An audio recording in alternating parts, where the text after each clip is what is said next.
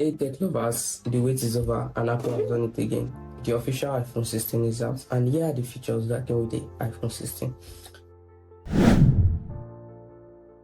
So the iPhone 16 came in ultramarine color, which is basically like the other iPhone 15, and the iPhone 16 has 6.1 inch screen, while the 16 Plus has 6.7 inch screen, which is just like the same phone but with a longer screen and battery. The reason why Apple said they made the camera to look like your eyes is to be able to capture a special video which you can watch on your Apple Vision Pro, and it is better than the previous iPhone 15 because it has autofocus.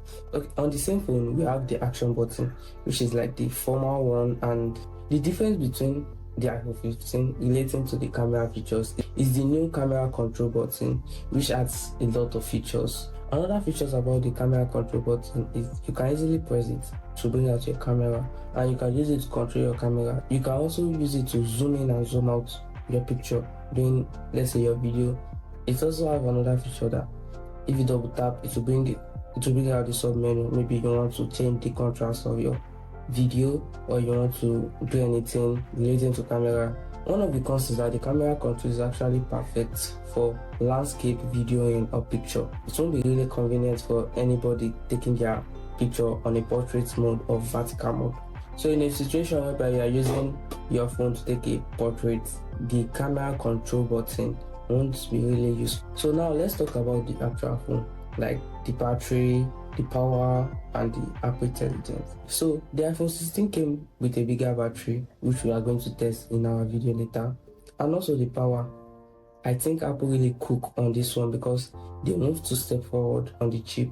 The former iPhone 15 has the A16 chip, while this new iPhone 16 has the A18 chip, which means 30% faster CPU performance, 40% faster graphics, and 100% machine AI, which means it will be very good for gaming, which is also helped with a thermal construction inside, which is giving 30% higher sustained performance. Another thing about the Apple Intelligence, there are some key features added to the Apple Intelligence, like removal of something from a picture. Even though that's not a new thing to us, but it is a new thing to the Apple Intelligence.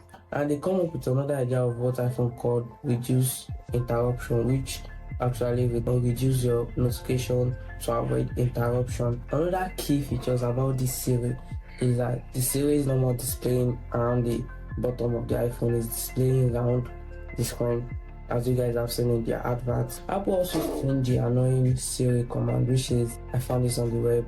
Anything you activate, I found it on the web. Now it is now convenient and you can easily do your things easily. There is no much difference from the other because the screen still has the 60 Hz refresh rate like the other iPhone 15. Let's talk about the 16 Pro and the 16 Pro Max. Physically, from the back, there's no difference between the two, or between the two phones and the previous 15 Pro and 15 Pro Max, except the desert titanium color. And from the front, it is pretty obvious because the graphics is much more bigger, and the reason why it looks like that is because Apple have trimmed off the edges, making it thinner, giving it more viewing areas. Now concerning the chip, it has A18 chip, but this time around it has A18 Pro. You get the gist, 16 Pro, 18 Pro, which also have a cooling system, which means it is better than the others. Now to the camera for the 16 Pro and the 16 Pro Max. The main camera still have the 40 megapixel just like the one of last year, but they've upgraded the sensor, which means the iPhone 16 can shoot a video more faster.